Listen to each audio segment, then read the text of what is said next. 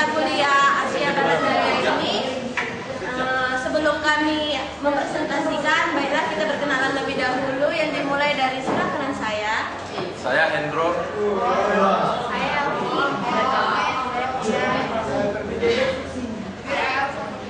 Dan saya sendiri Prieda. Baiklah. Kami akan mempresentasikan hasil dari diskusi kami dengan tema perjanjian Hudaybiyah. Untuk yang membaca, untuk yang mendengarkan, latar belakang perjanjian Hudaybiyah. Perjanjian Hudaybiyah adalah sebuah perjanjian yang diadakan di sebuah tempat di antara Madinah dan Mekah pada bulan Maret 628 Masehi. 6 tahun lamanya sudah sejak Nabi Muhammad SAW dan sahabat-sahabatnya hijrah dari Mekah ke Madinah. Pada tahun ke-6 hijrahnya itu, Nabi Muhammad SAW beserta pengikut-pengikutnya merasa rindu untuk pergi ke Baitullah, dan mereka ingin ziarah ke Mekah mengunjungi sanak famili dan kampung halamannya yang sudah lama mereka tinggalkan. Karena kedatangan Rasulullah dan rombongannya telah diketahui oleh kaum Quraisy, maka orang-orang Quraisy pun mempersiapkan pasukan berkuda sebanyak 200 orang untuk menghadang Rasulullah memasuki kawasan Mekah. Karena halangan dari kaum Quraisy yang menghalangi Rasulullah, maka dikirimlah beberapa utusan untuk menyampaikan maksud Rasulullah yang ingin menjalankan ibadah haji dan umrah. Untuk mendamaikan perselisihan yang terjadi ini, maka dibuatlah perjanjian Hudaybiyah antara kaum Quraisy dan Rasulullah. Isi perjanjian Hudaybiyah. Yang pertama, Bismillahirrahmanirrahim. Yang kedua, ini adalah perjanjian damai antara Muhammad bin Abdullah dan Suhail bin Amr. Yang ketiga, keduanya masih bersepakat untuk menghentikan peperangan selama 10 tahun. Masing-masing pihak memberikan keamanan selama jangka waktu tersebut dan menahan diri dari pihak lain. Yang keempat, siapa saja mengunjungi Mekah dan sahabat-sahabat Muhammad, baik untuk berhaji ataupun umroh atau ingin mendapatkan karunia Allah, maka harta dan darahnya aman. Siapa saja yang datang ke Madinah dari orang-orang Quraisy sebagai persinggahan menuju ke Mesir atau Syam untuk mendapatkan karunia Allah, maka harta dan darahnya aman. Yang kelima, siapa saja yang mendatangi Muhammad SAW dari orang-orang Quraisy tanpa izin keluarganya, maka ia harus dikembalikan kepada keluarganya. Barang siapa mendatangi orang-orang Quraisy dari pengikutnya Muhammad, maka ia tidak dikembalikan kepadanya. Yang keenam, kita harus komitmen dengan isi perjanjian damai, tidak ada pencurian rahasia dan pengkhianatan. Yang ketujuh, siapa saja yang ingin masuk ke dalam perjanjian Muhammad dan membuat perjanjian dengannya, maka ia masuk ke dalamnya. Siapa saja yang ingin masuk ke dalam perjanjian Quraisy dan membuat perjanjian dengan mereka, maka ia masuk ke dalamnya. Yang ke-8, engkau atau Muhammad harus kembali dan engkau tidak boleh memasuki Mekah tahun ini. Tahun depan engkau bisa memasuki Mekah bersama sahabat-sahabatmu dan bermukim selama 3 hari dengan pedang yang berada di dalam sarung, dan engkau tidak boleh membawa senjata lain atau hewan kurban yang telah kami dapatkan dan temukan di tempatnya. Maka jangan engkau minta lagi dari kami. Selanjutnya akan dibacakan.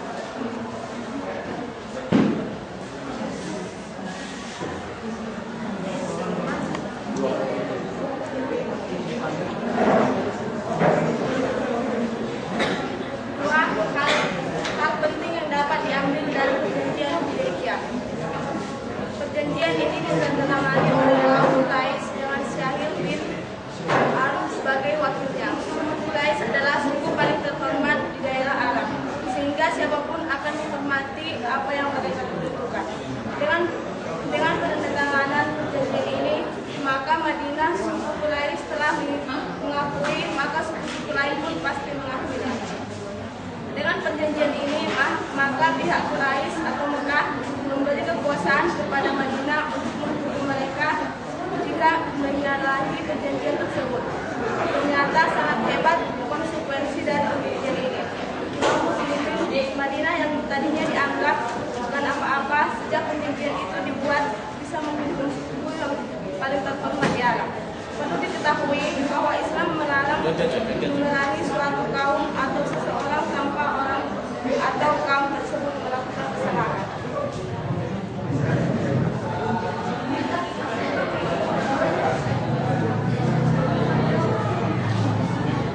Hikmah dari perjanjian Hudaybiyah: 1. Bebas dalam menunaikan agama Islam. 2. Tidak ada teror dari Quraisy. 3. Mengajak kerajaan-kerajaan luar seperti Ethiopia, Afrika untuk masuk Islam. 4. Sebagai dasar yang kokoh dalam politik penyebaran Islam. 5. Nabi mempunyai kesempatan yang lebih luasa dalam mengkonsolidasikan masyarakat Islam. 6. Nabi mempunyai waktu yang berluasa untuk memfokuskan perhatian pada penyebaran Islam kepada kabilah-kabilah Arab lain. 7. Mengajak kepada raja-raja dan kaisar-kaisar untuk memeluk Islam dengan cara mengirimkan surat-surat kepada penguasa-penguasa tersebut, seperti kepada Kisra sebagai raja Persia dengan utusan Abdullah bin Khazafah, kepada Heraklius penguasa Romawi dengan utusan Diyah bin Khalifah Al-Khalif, pada Muqdis raja Mesir dengan utusan Khattab bin Al-Basriyah, kepada Nasir raja Habisyah dengan utusan Al bin Umayyah Al-Damri, kepada Al-Haris Al-Ghasani di Syam dan Raja Aman sebagai pemilik Yamamah, serta Al-Muzid sebagai hakim Bahrain. Seluruhnya surat Nabi berjumlah 105 buah surat.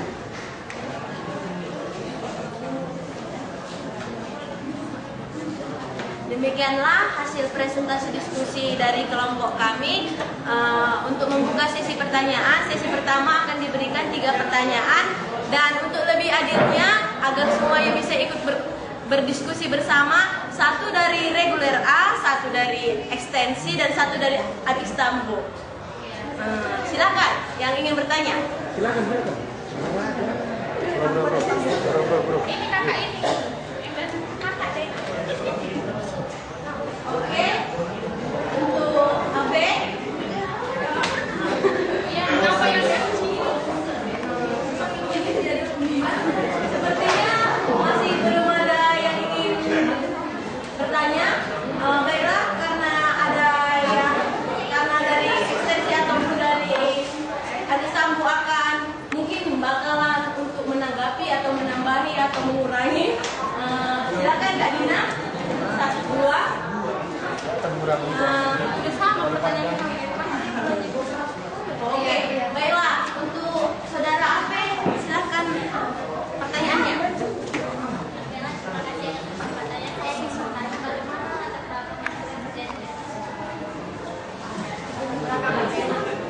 Ape, ditanya bagaimana latar belakang munculnya perjanjian tersebut?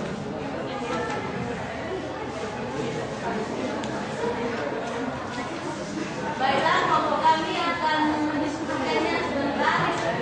Mungkin dari saudara pendengar akan berdiskusi juga di situ, tetapi mohon juga suaranya ada juga ya.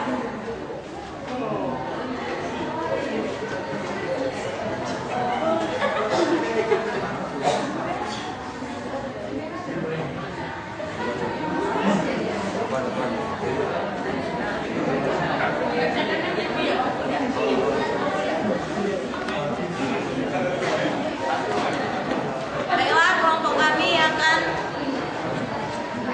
menjawab pertanyaan dari AP yang akan dibacakan oleh Indro.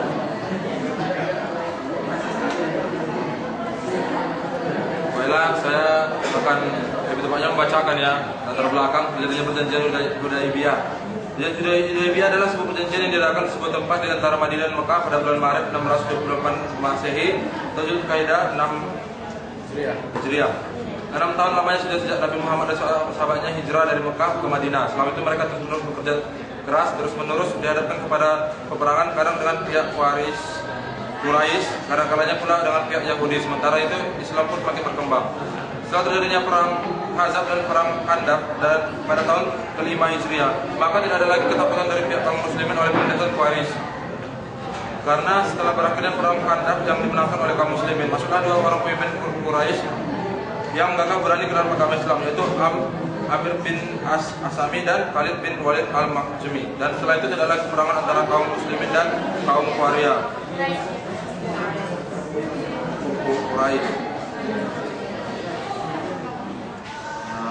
Ya. Sebelum Nabi dan para pengikutnya sampai ke Mekah, Rasulullah mengirimkan utusannya untuk menyampaikan kabar kepada kaum Quraisy bahwasannya Nabi Muhammad SAW akan mengunjungi kota Mekah untuk menjalankan ibadah haji dan umrah. Akhirnya Nabi pun segera memutuskan Utsman bin Affan dan menunjukkannya kepada Abu Sufyan bin Harb dan pemuka Quraisy lainnya. Ketika masuk ke Mekah, Utsman bertemu Aban bin Said dan kemudian memberikan jiwar atau perlindungan selama ia bertugas membawa tugas ini sampai ke selesainya. Sekarang Utsman berangkat menemui pemimpin Quraisy itu dan menyampaikan pesannya setelah keberangkatan Utsman ke Mekah. Tidak ada sedikit pun kabar tentang keberadaan Utsman. Dan secara tiba-tiba tersiar pula berita tentang Utsman bahwasanya Utsman tidak terbunuh ataupun dibunuh oleh Quraisy. Tapi pada saat yang genting itu tiba-tiba Utsman muncul kembali ke tengah-tengah mereka tepat setelah baiat berlangsung. Pasca baiat tersebut dari pihak Quraisy mulai mengutus beberapa orang utusan untuk melakukan negosiasi dan perundingan dengan kaum muslimin sampai pada akhirnya datanglah Suhail bin Amru. Terjadilah dialog panjang antara Rasul dan Rasulullah. Akhirnya tercapailah kesepakatan dan perjanjian antara kedua belah pihak yang dikenal dengan Perjanjian Hudaybiyah. Bagaimana dengan saudara Afif?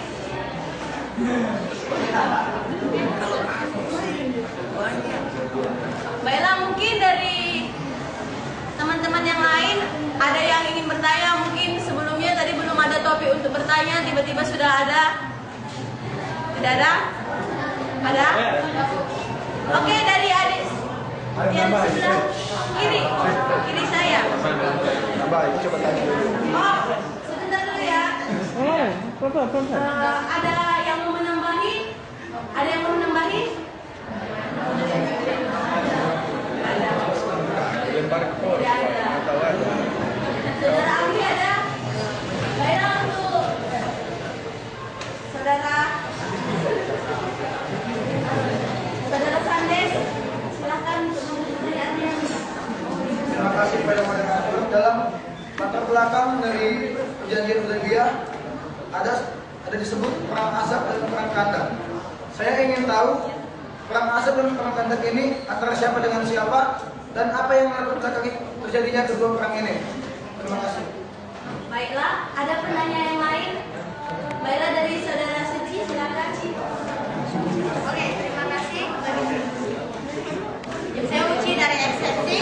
Saya ingin bertanya, di dalam sebuah perjanjian pastilah kan nggak pasti sih, kemungkinan pasti ada yang berkhianat.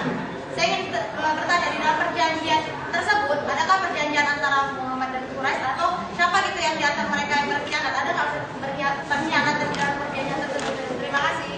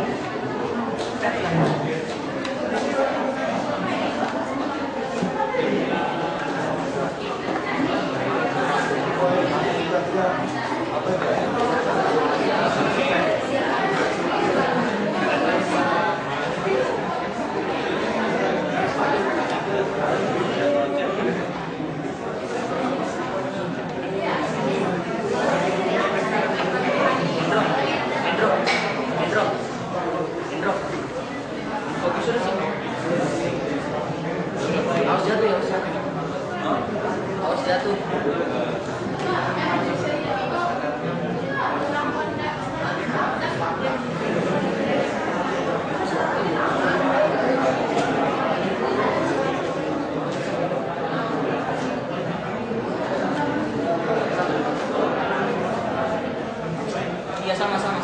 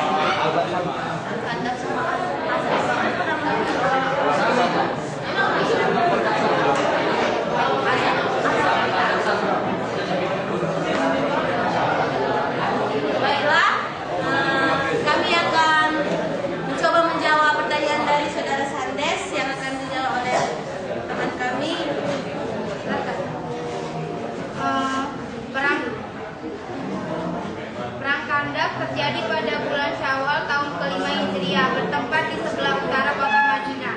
Perang Khandaq dilatar belakangi rasa dendam kaum Yahudi dari suku Bani Nadir yang terusir oleh pasukan Islam dari Madinah. Mereka lalu menghasut kafir Quraisy Mekah agar mau bersekutu dengan mereka untuk memerangi Islam di Madinah. Dalam perang ini, orang kafir menyampaikan bala tentara yang berjumlah 10.000 orang. Sebelum perang dimulai, Nabi Muhammad mengadakan musyawarah dengan para sahabat. Salah satu sahabat yaitu Salman Al-Farisi mengajukan usul agar perang dilakukan dengan cara bertahan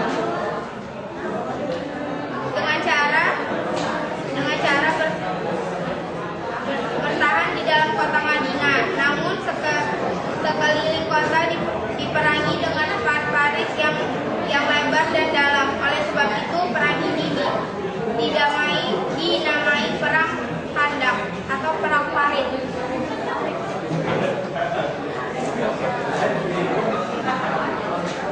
Perang Khandaq itu sama aja dengan perang Ahzab, cuman beda nama aja.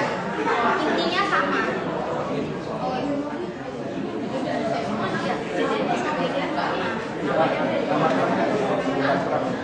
Baiklah, itulah jawaban dari kelompok kami. Bagaimana dengan kelompok saudara penanya?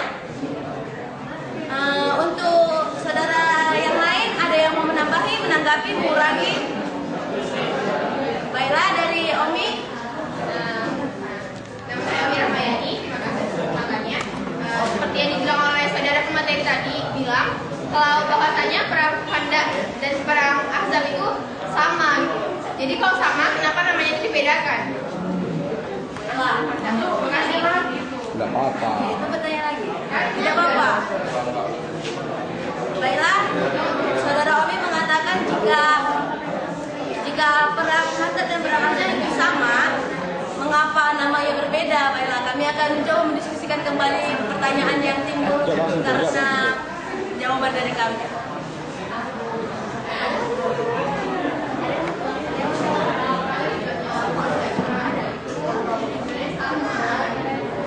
Apa Omi. Apa pertanyaan?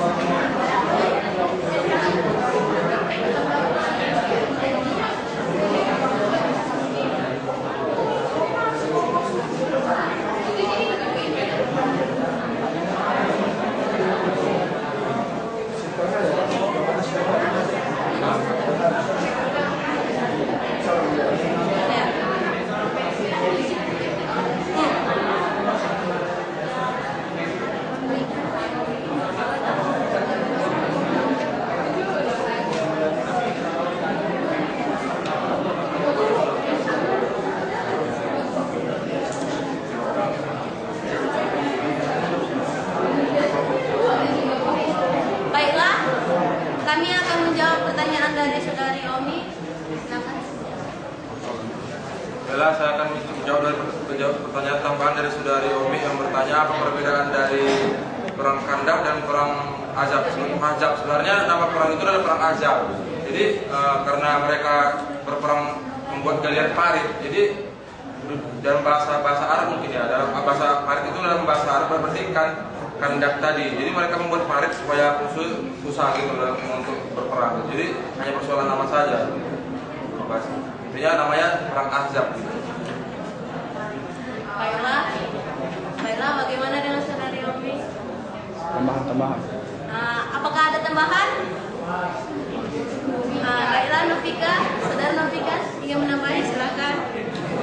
Pada materi mungkin namanya ada yang Ahzab dan ada yang Khandaq. Menurut saya tadi kan Khandaq artinya parit kan, sebagaimana tempat kejadian dari parit dan Khandaq itu Ahzab itu artinya gabungan, di mana perang ini gabungan antara Yahudi, Quraisy dan Qatafan. Jadi perang gabungan dan perang parit. Gabungan itu nama perangnya itu ada tiga suku yang berperang itu, makanya disebut perang Ahzab dan perang Khandaq. Baiklah, terima kasih untuk saudari Novika yang telah menambah dari pertanyaan ini. Baiklah, apa ada tambahan lagi? Baiklah, kami akan melanjutkan diskusi dari pertanyaan kami. Mana cara?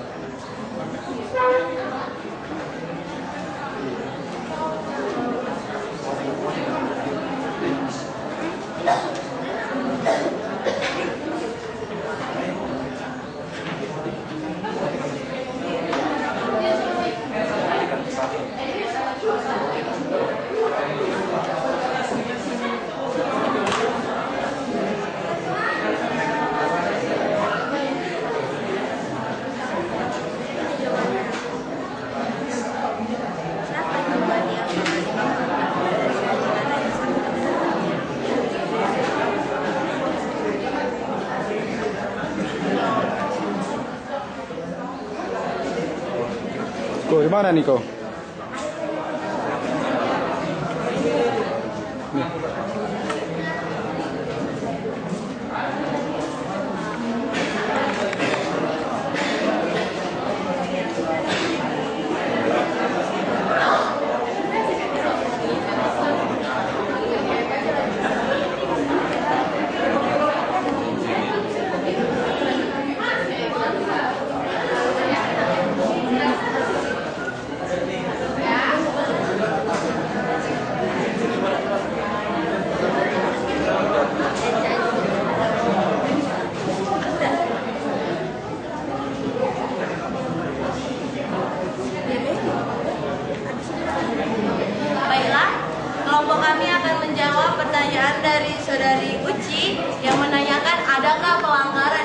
terjadi dari perjanjian Hudaybiyah antara Nabi Muhammad dengan kaum Quraisy.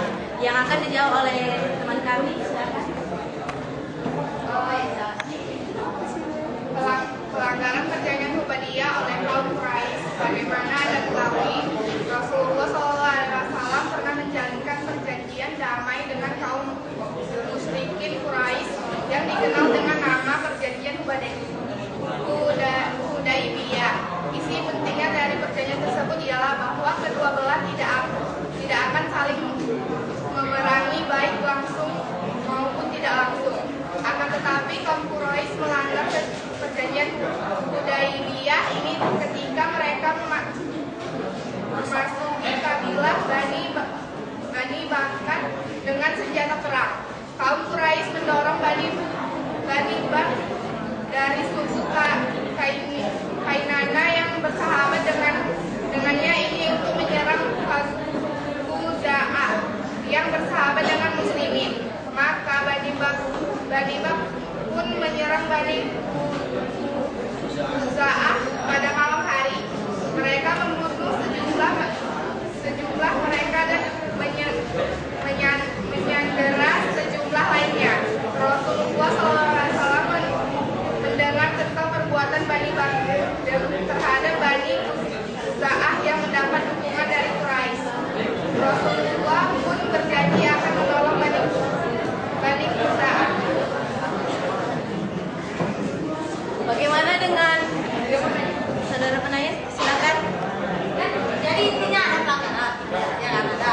Jadi setelah adanya pelanggaran dari kaum Quraisy tersebut, jadi bagaimana nasib dari perjanjian ini? Apakah tetap dilanjutin atau diteruskan atau berhenti sampai di situ? Dan bagaimana Nabi Muhammad menyikapi pelanggaran yang dilakukan tadi gitu? Terima kasih.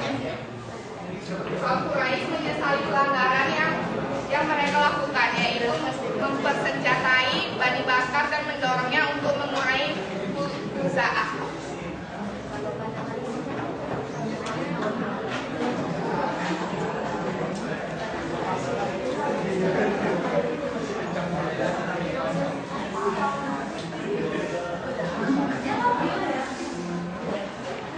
Baiklah, tadi saudara penjawab mengatakan bahwa ada terjadi pelanggaran dan pada akhirnya kaum Quraisy itu menyesali perbuatannya. Dan apakah ada tambahan yang lebih lengkap dari saudara-saudara pendengar mengikut diskusi? Silakan, saudara Jemiko. Ya. Menambahi pertanyaan. Menambahi. Ya, terima kasih atas kesempatannya. Saya di sini mau menambahin mengenai pelanggaran Hudaybiyah. Gitu. Jadi ketika itu yang disebutkan tadi Bani Bakar ya, itu memang mempunyai niat untuk merampok itu kan. Yang di situ yang dirampok adalah Bani Khuza'ah ketika itu. Karena Bani Khuza'ah itu berada di bawah perlindungan Muhammad dan kawan-kawannya, jadi otomatis perjanjian itu damai karena kan tidak ada saling berperang. Ketika di dalam perjanjian itu tidak ada saling berperang beberapa tahun gitu kan. Kemudian orang-orang dari Bani Khuza'ah itu mendatangi Rasulullah, meminta bantuan kepada Rasulullah bahwasanya mereka telah melanggar perjanjian Hudaybiyah, ya kan? Setelah itu kemudian utusan dari Quraisy, Abu Sufyan bin Harb itu datang ke Madinah juga untuk mendatangi Rasulullah. Ya kan? Pertama dia berjumpa dengan Abu Bakar, namun ditolak sama Abu Bakar, suruh jumpain langsung sama Rasulullah. Abu Sufyan nggak berani langsung jumpain sama Muhammad, berani. Kemudian jumpain Umar, nggak berani juga Umar, nggak ngasih gitu kan. Kemudian jumpain Ali, nggak dikasih juga sama Ali. Kemudian Abu Sufyan ini balik ke Mekah, diumumkan bahwasanya tidak dapat apa-apa, tidak bisa damai lagi dengan mereka karena sudah terjadi seperti itu pelanggaran Hudaybiyah. Jadi orang-orang Islam mempersiapkan diri untuk datang ke Mekah. Itulah setelah perjanjian Hudaybiyah itu dilanggar, di situ terjadi Fathul Mekah atau penaklukan kota Mekah. Datanglah semua orang Islam itu ke Mekah. Sebelumnya itu mereka bermukim dulu di sebuah gurun. Kemudian Abu Sufyan minta tolong lagi kepada Rasulullah ketika itu, ya kan? Namun ditolak lagi. Kemudian Rasulullah bilang ke Abu Sufyan, kalau memang mau penduduk Mekah itu tidak kami, bahasa kasarnya tidak kami hajar, karena kan memang apa penaklukan kota Mekah, maka bilang sama penduduk Mekah, masuklah ke rumahmu, maka akan aman. Jadi setelah itu nggak ada perang, cuma penaklukan kota Mekah, dan di situ banyak orang yang masuk Islam. Dan Hudaybiyah itu nggak ada lagi, dihapuskan, memang udah nggak ada lagi karena udah Fathul Mekah. Baiklah, bagaimana dengan Saudari Uci? Karena melihat tadi Saudari Janiko setelah menjelaskan, kita sudah merunut ya dari awal sampai akhirnya. Bagaimana Saudari Uci? Oke.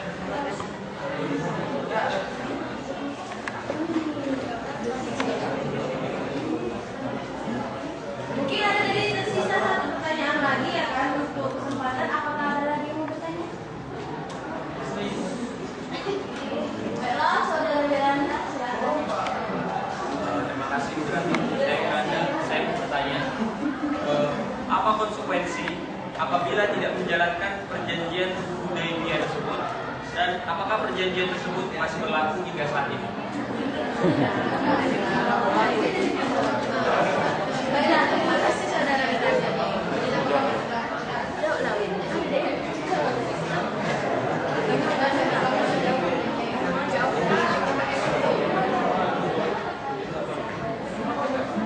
Satu lagi, Fred. Tanya tadi. Yang wajar tadi di Facebook, kalau nggak ada itu Facebook. Itu yang benar. Itu, bertanya lagi.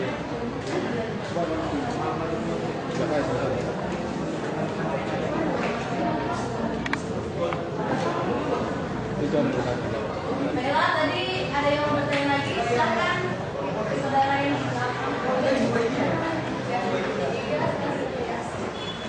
Saya Syukurdin Sution dari kelas ekstensi TG 2019 ingin bertanya mengenai perjanjian Hudaybiyah. Saya ingin menanyakan, adakah unsur politik dan adakah unsur bunga timbal balik di dalam isi perjanjian tersebut? Terima kasih.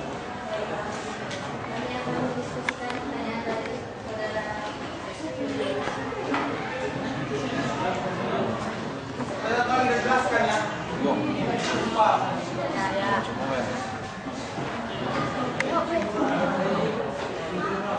Ya, untuk Hubungan timbal balik jelas ada. Tapi sebenarnya kalau timbal balik seperti ada kan? Sama-sama.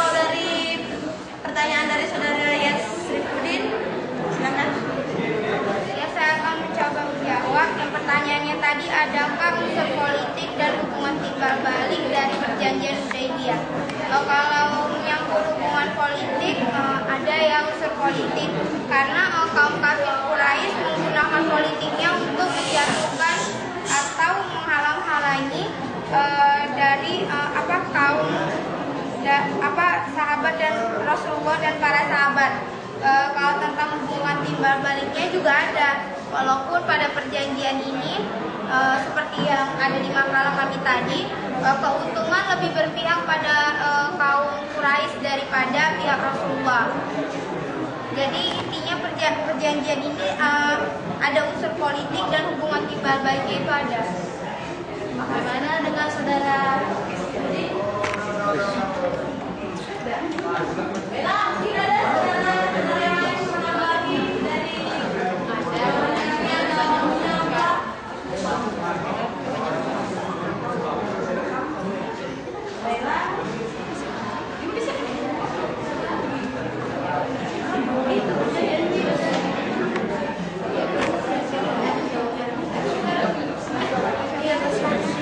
Tidak ada konsekuensi, tidak ada.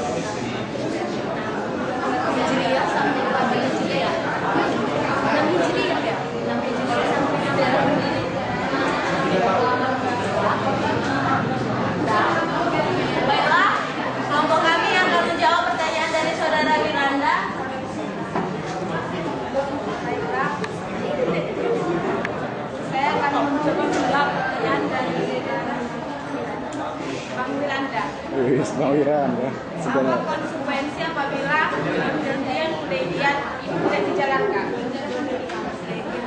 Konsekuensinya tidak ada, karena yang membuat perjanjian itu kaum Quraisy dan yang melanggarnya juga kaum Quraisy sendiri. Jadi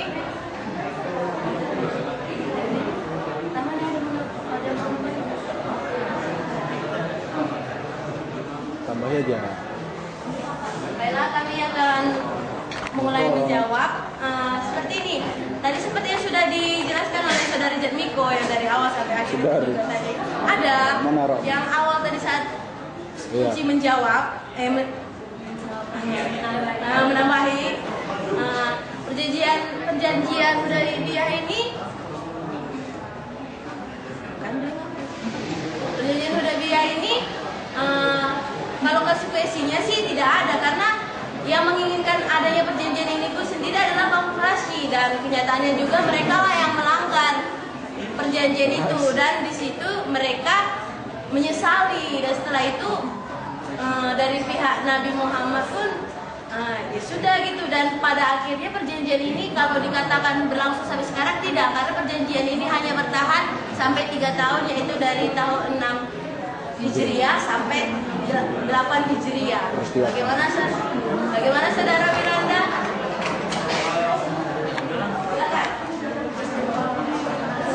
Tadi poin penyaji tadi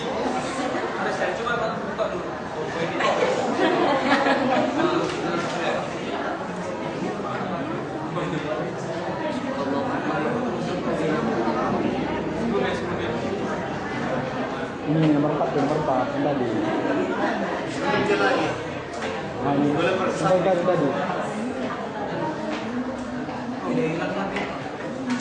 Ini 4-nya.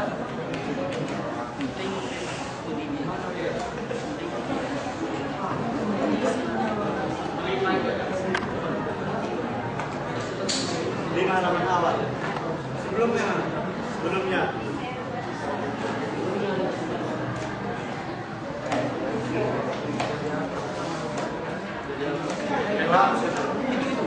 Ada break. Iya.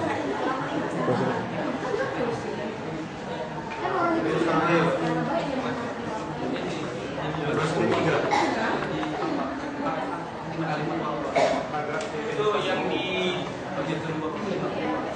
baris 3 tadi ternyata sangat hebat konsekuensi dari perjanjian ini.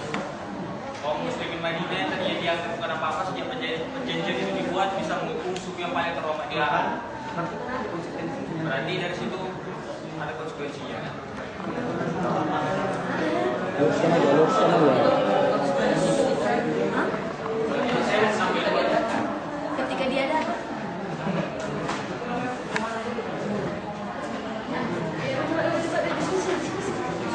Baiklah, kami akan mendiskusikannya sebentar. Kok belum jawab?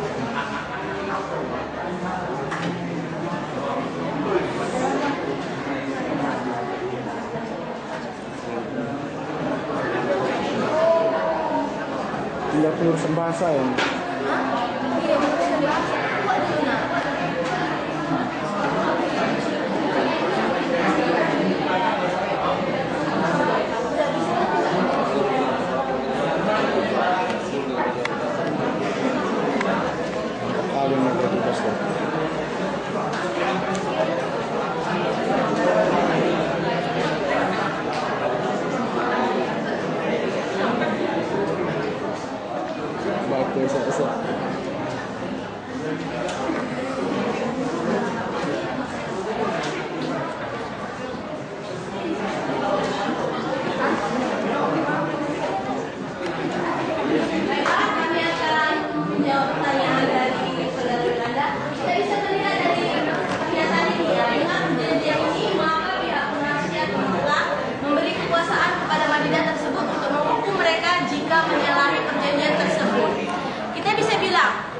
Intinya setelah mereka dikatakan di sini mereka boleh menghukum, alias kaum Nabi Muhammad bisa menghukum kaum Quraisy jika menyalahi perjanjian tersebut.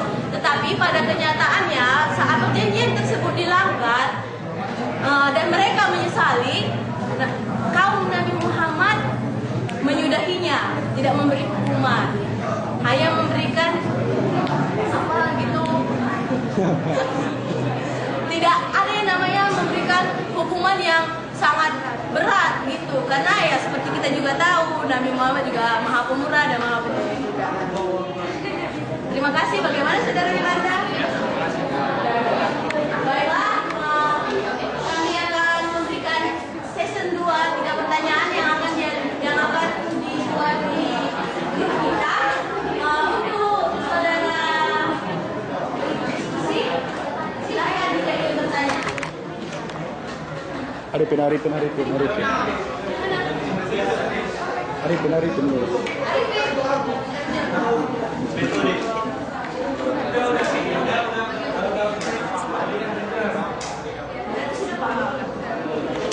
Baiklah, jika tidak ada yang ingin bertanya, ada saudara Mada, saudari Tria juga enggak? Saudari Mada silakan. Pertanyaannya. Baru lepas dari kamar. Tadi kan saudara mengatakan bagian dari perjanjian Hudaybiyah. Jangan dia pakai jeans, kita masih pakai jeans. Apa hukuman dari perjanjian Hudaybiyah bagi kaum Quraisy? Kenapa? Iya. Beneran. Harus lawain.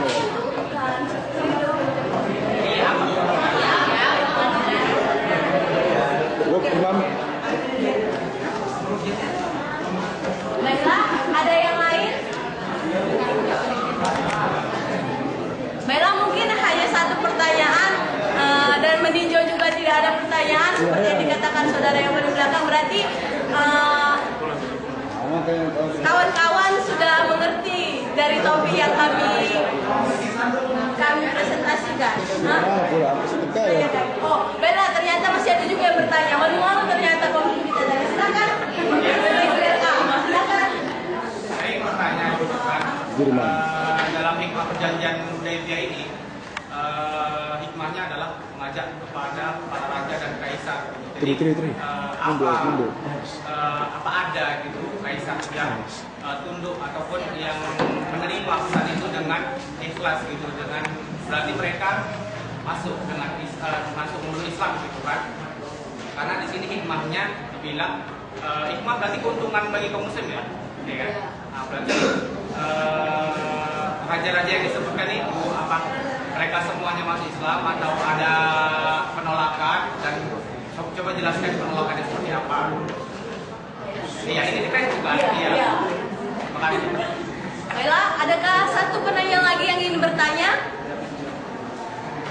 Baiklah, sepertinya tidak ada. Untuk teman-teman yang ingin menanggapi atau menjawab atau menengahi dalam pertanyaan ini, kita berdiskusi di grup kita. Dan kami akan membacakan kesimpulan dari tema kami.